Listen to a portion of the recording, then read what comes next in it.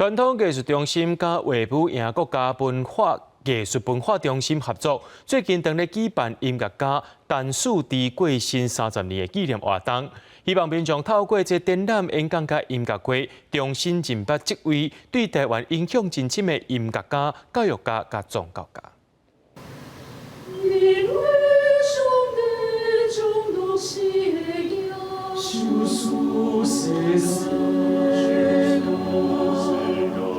优美的合唱歌曲作曲家是陈树迪，1911年出世，是台湾第一代的钢琴家。所以伊就是西洋的技法，啊，不过伊的主要的旋律可能会掺一寡五声音阶，安尼咱的耳朵听起来就感觉讲，哇，这就是咱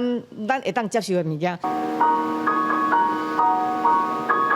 今年是陈树迪过身30周年，国立传统艺术中心特别举办音乐会、演讲甲展览来纪念陈树迪。陈老师谱写台湾第一首合唱曲叫《上帝的羔羊》。好，那么呢，还有创作了呢台湾呢第一套钢琴组曲《台湾素描》。 陈树迪在生的时阵，经过无同时代，踮过无同所在，展览嘛特别点出伊使用无同语言的笔记。咱会当看到20世纪即寡文化人，因伫无共款的政体之下，伊爱用日文，伊爱用英文，伊爱用中文。啊，因为伊是升学教育，所以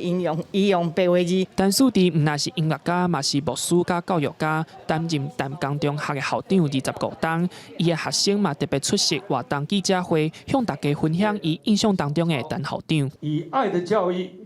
去启发学生智慧，并引导向上，这是我对陈树志校长最深刻的印象。今年8月到10月，陈树迪纪念活动会分别伫台北甲高雄2个城市展出甲演出。记者林书豪、谢桂林台北报道。